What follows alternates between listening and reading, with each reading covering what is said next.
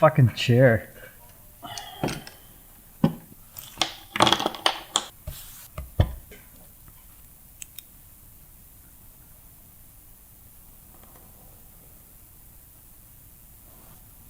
Okay, the blade's all traced out. This blade is pretty busy looking. When it's all etched out, it's a very almost like psychedelic pattern. So I really want the handle to be more minimal instead of kind of overpowering.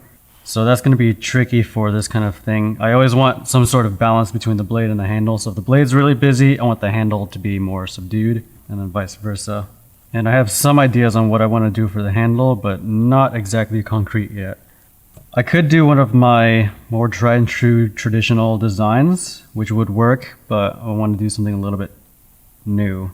The trick with designing these handles is it has to be comfortable, it has to look good, it has to be unique, it has to be fairly transparent, meaning when you hold it, it can't lock your hand in certain grips. It has to be able to be open for, like pointed grip, pinch grip, hammer grip if you want that. So yeah, it has to be comfortable, unique, it has to look good, it has to be balanced and minimal. The minimal part and the unique part are the trickiest ones. It's easy to make a good looking handle if you add a lot of flair to it, but then it gets to the part where it's like not balanced. And sometimes I'll design a handle and come back to the next day and then I'll hate it. I think that's art in general, right? Yeah. You draw something, it looks good, and then you go back to the next thing, you're like, what the fuck did I do? Yeah. General rule of thumb for me is the handle should be kind of in line with the tip. So if I draw a line all the way back here, the butt should be somewhat parallel with that. I don't really have any sort of scientific process for designing handles. It's mostly just eyeball, and if it looks right, then it looks right. If it looks wrong, then start over. This just doesn't look right. That looks like it's missing something. This looks like it's too much of whatever. For a big chef's knife like this, I usually have the handle somewhere around 5 1/4, 5 1/2 inches long. Top of the handle should be fairly parallel with the spine. It's all about flow from the blade to the handle. You don't want any sort of transition where it messes with your eyes. This is about as simple a design you can do.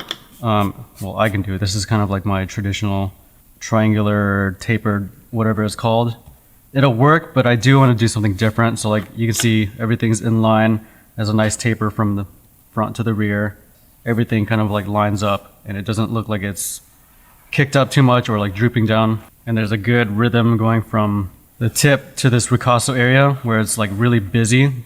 And then you kind of want to match that here. So you don't want it to be like super busy here and then just flat out. And then one area I really want to talk about is where the handle terminates in the back. So it always should have some sort of ending point, and usually it's this, I don't know, like bird's beak part that some people refer to back here. So you can have the back or the top of the handle roll back like that, but as long as it has this termination point, it looks right. The instant you take that out and you just have something that's kind of like very vague and bulbous, to me this never looks right.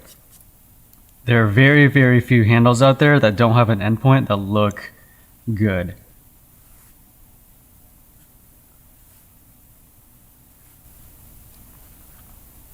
Normally I'd be pretty happy with this blade shape and that handle, but I know that this pattern is so busy.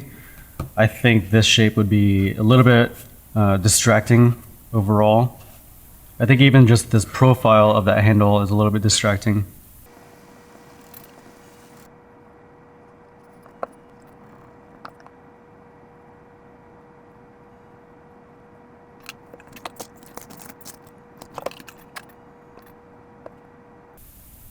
This is a shape that I've been wanting to try for a long time. It's got a simple swell right here, and then everything else is fairly basic. It is a little bit intimidating to try such a minimal handle on a blade that's supposed to be kind of like a special piece, but I think it'll actually look pretty good. So it's gonna be like a jet black handle with very simple shapes, plus this really chaotic looking blade. This doesn't look right back here though, so I'm gonna adjust that a little bit. And then I think I'm gonna go with this. Okay, I skipped forward a little bit. This is a design that I had already been working on the past couple days. I like where this one is going with the flow. It's got a very mild swell. So I don't want the swell being too much because it looks too aggressive, and then it goes back here. A little bit of a bird's beak, but nothing too pronounced. We'll stick with that for now and see how it goes. I'm actually pretty happy with that. So next, I'm basically going to build the handle in a frame and then start shaping it from there.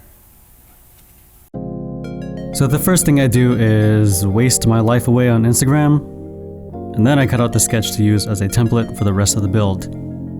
It's super important that the handle and the blade are properly aligned with each other, because the saddest thing in the world would be to spend all that time optimizing out the lines and then the handle is skewed wrong.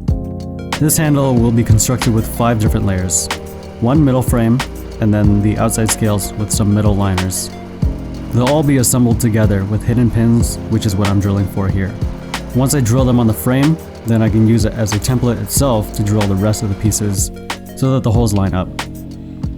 Since these are hidden pins, I want to make sure I'm not drilling too far, or else when I shape the handle, I might grind down too far into the pin itself, and that could be a disaster. I've done that before. I'm using the drill press's natural stop and then setting the table so that the depth of the hole goes just far enough into the outer scales. This way, I know all the holes will be about the same depth, and then I can account for that when I'm shaping the handle later on. The middle liners get the same treatment, but since the holes are straight through, they're more straightforward.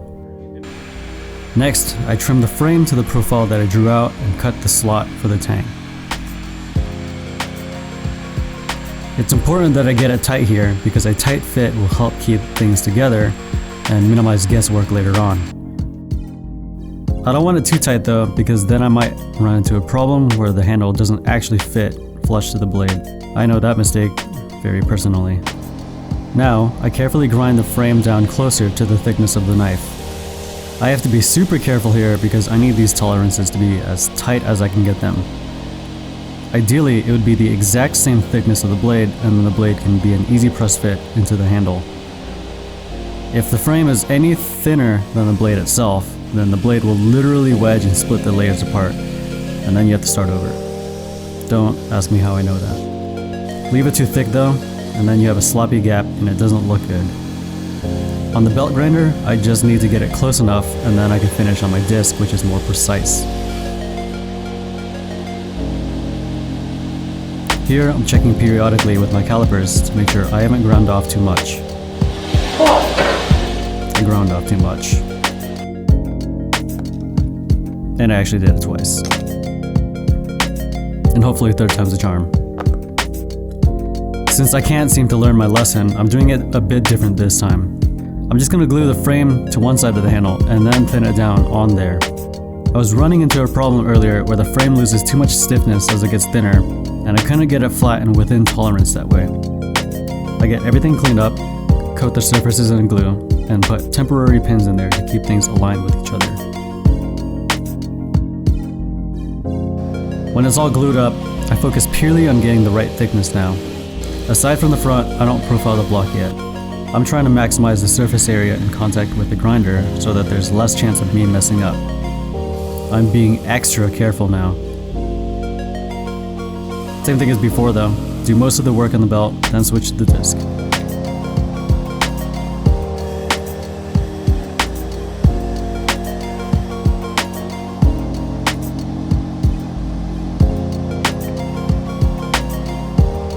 Now, when I have the right thickness, I can profile it out and go on with the rest of the handle.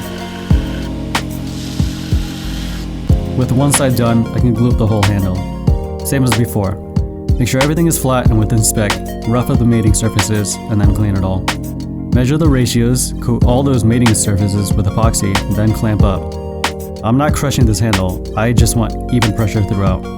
Too much pressure and I'm going to squeeze out all that glue. After it's all completely cured overnight, it's finally time to shape it. First thing I do is profile it again and try to get things as square and as even as possible. My middle frame acts as my reference line, and I base all my angle cuts off of that. I do the front angles first to establish the overall thickness of the handle, and then I do the back ones to meet up with them. The really tricky thing about this handle is the raised nib towards the front. It's super subtle, but it interrupts everything in the process, and everything has to be done by hand from this point on.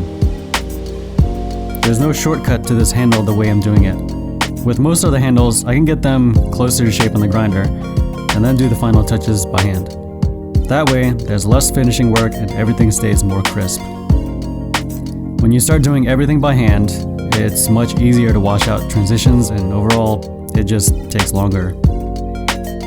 I'm taking a round file and just carefully trying to creep up to that raised nib. The tricky part is trying to shape it cleanly without slipping. God damn.